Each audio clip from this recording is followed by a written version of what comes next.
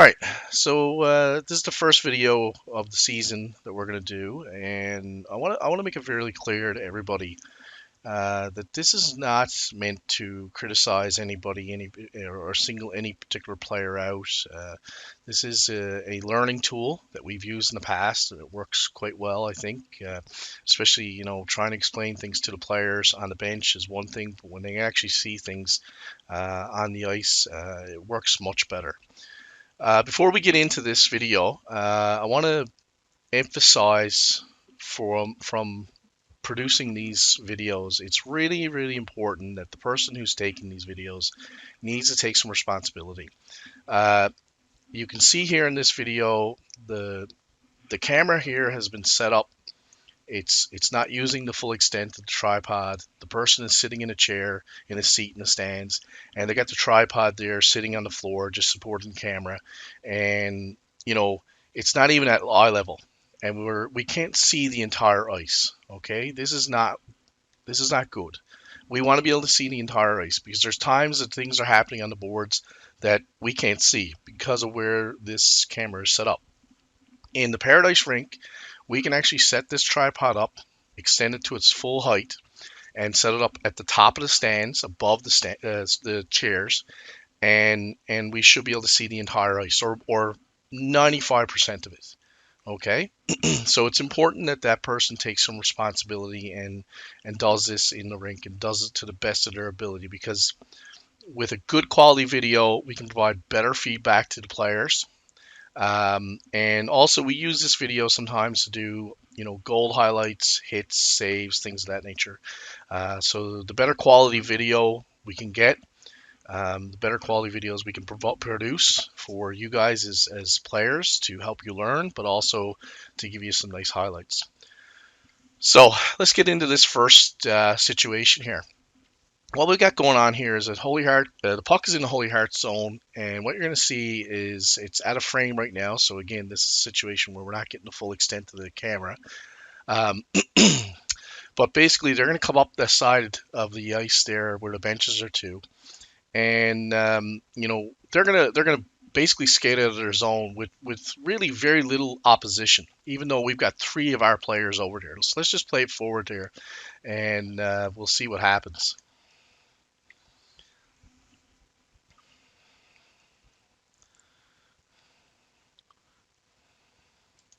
All right, so we're going to stop it right here. So what you can see is that one of our players is giving pursuit from behind. Okay, he's pressuring the puck carrier. We got another guy who's pinching off in this area here. And what this guy wants to do is we want to drive this player up the boards, and we want this guy coming in and pinching him off. This player here should be coming up the middle of the ice, taking away the center lane. Okay, to watch out for a pass. Now, what we're going to see happen here, let me just get rid of this stuff, is this guy's going to continue up the ice. He's not getting a whole lot of pressure really from behind, but this guy here steps up and just doesn't really take the body on him. He just kind of flips the puck up the boards and easy out, and this guy skates on with it. So let's just play it forward here and watch what happens. So watch how easy it is for them to break out of the zone. There you go. I mean, we really didn't provide any pressure, and to be honest with you, it really looked like there was a lack of effort on the part of our three forwards here to put any kind of pressure on Holy Heart. We just let them break out of their zone, and we can't let them break out of their zone. Other teams are making it really difficult for us to get out of our zone. Why are we making it so easy for them to get out of theirs? We can't do that. This is how we score goals. This is how we are successful, by keeping the other teams pinned in their zone, tiring them out, and getting more scoring opportunities. And like they say, I mean, it's a cliche, but it's true. Your best defense is a good offense. So the longer we can keep the puck in their zone, the better. So this is something we all need to work on, and this is not just these three guys or this line; it's everybody. Okay. All right. So this is actually a pretty good dump in that we're going to do right after face off, and it's not a bad forecheck. There's some aspects of it that are good, and some that we do need to work on. So let's just play forward. What you're going to see here is this player right here is we just want I'm not sure if we won the face-off exactly or not. But we got possession of the puck. You can see this player here. He's going to take the puck wide. And what he's going to realize is that he's going to run out of space because Hart's running him out of space. And he does the smart thing. He doesn't try to play with the puck. He doesn't try to make an extra too many moves. And he just keeps it simple and he dumps the puck. But more importantly, he dumps the puck in deep. And then he follows that up by forechecking. So let's just play this forward here now and see what happens. There's the dump. And now the only thing I will say here is we got to keep our feet moving. If we had kept our feet moving here, we probably would have gotten this puck even sooner. All right. The other thing I'll point out here in this situation is that we've got a player here who's forcing the puck here. We got our centerman right here, and we got a winger right here. Okay. What's going to happen is that this guy's going to continue through behind the net with the puck. This forward's going to step up and he's going to do a good job of laying the body and actually knock this guy off the puck, and it's going to end up with us with a possession. What we got to be careful of here is that we don't want three guys down low, because all this defenseman for Hart needed to do was to rim this puck around the boards, and you can see this forward is right here ready for the puck. That's all that would have happened, and these three guys would have been caught down low.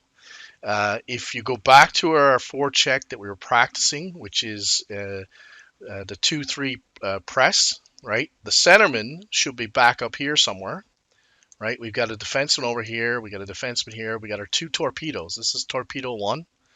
All right, let me just delete this.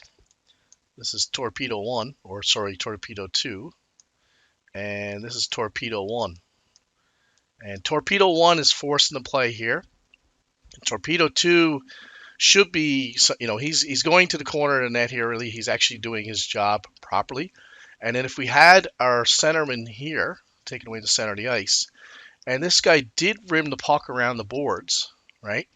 This defenseman can now pinch because he knows he can pinch because we have a centerman here and we have a defenseman back here as well, right? So that's where that 2-3 press comes in, okay, and where we can put pressure on them if we're doing things properly. Now, I'll play this forward. Luckily, we end up getting the puck. Like I said, this guy here actually lays a good body, and we end up with puck possession at the end of it. But that's how the 2-3 press should work. Now, what I will say is that this guy was into the zone first. So really, this guy, as well as he did here, he probably should have been the guy back here. But we do say that the centerman, who is this guy, he should stay high until we get puck possession. Once we get puck possession, then by all means, let's jump in. Let's go on the offense. So you can see here, good body right there. Excellent job. And we have possession of the puck here now. So really good job putting the body on body, knocking the guy off the puck. Good pressure on the puck carrier. This causes a turnover. We now are in their zone. We have possession. And that's why we need to be aggressive. I'd like it to be more aggressive. All right. And I want us to start using that 2-3 press starting off. Okay. All right. So here's another situation on the forecheck. And we only got part of this frame because we were too slow with the camera. Again, we got to be on top of the camera side of things and make sure we're getting the full frame so we can catch all this stuff. But basically what happened was the puck came into the corner here, and this Hart defenseman got the puck. And our torpedo 1 right here forced the play, and of course this defenseman put the puck over his partner. Well, where's torpedo 2? Well, torpedo 2 is actually right here, and torpedo 2 was taking his time getting into the zone. Now you can make an argument that he's in position here now to, cut off the pass up here, but the problem is that he should have been on this defenseman.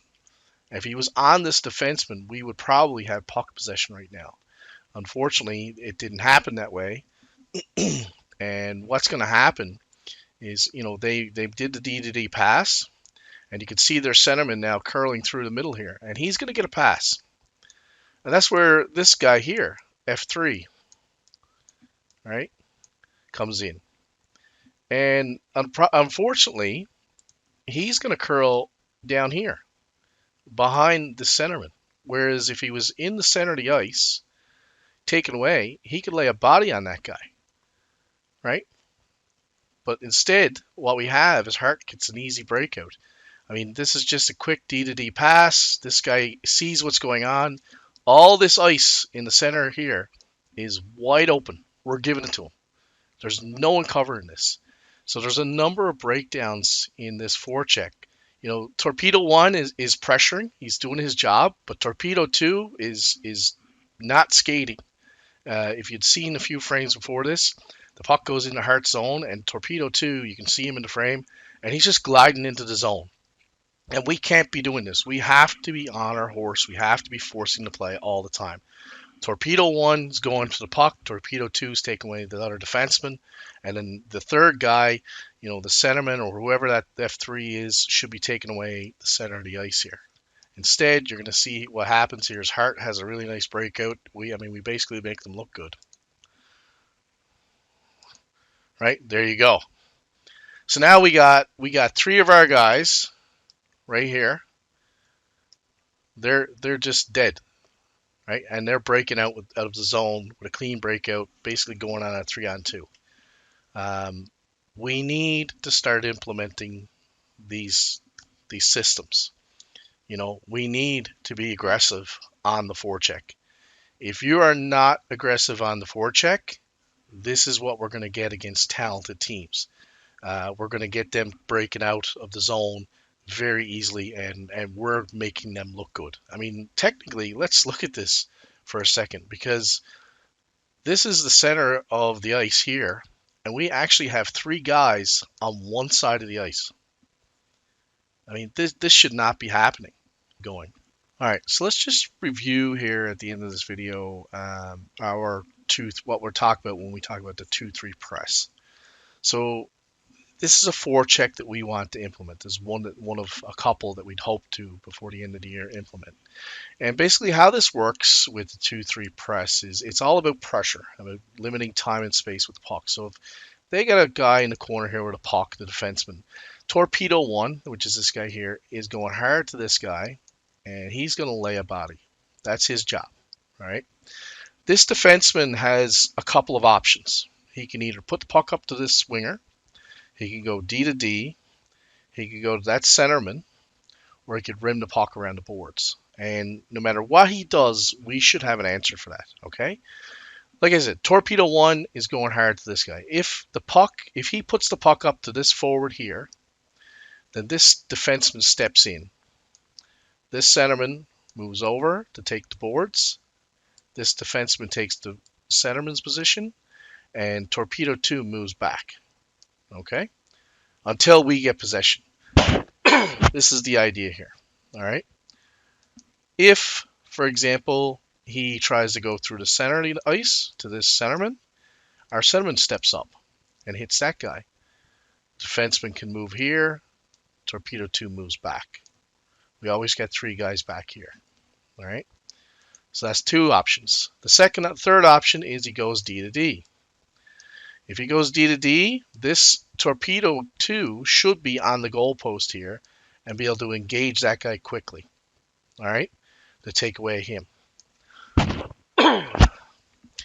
If he tries to rim the puck around the boards, and this winger moves over to get the puck, this defenseman pinches in, the centerman moves over to the boards, T2 moves back to this position, and this defenseman moves over to here. And then, of course, this Torpedo 2 moves back to the center of the ice here.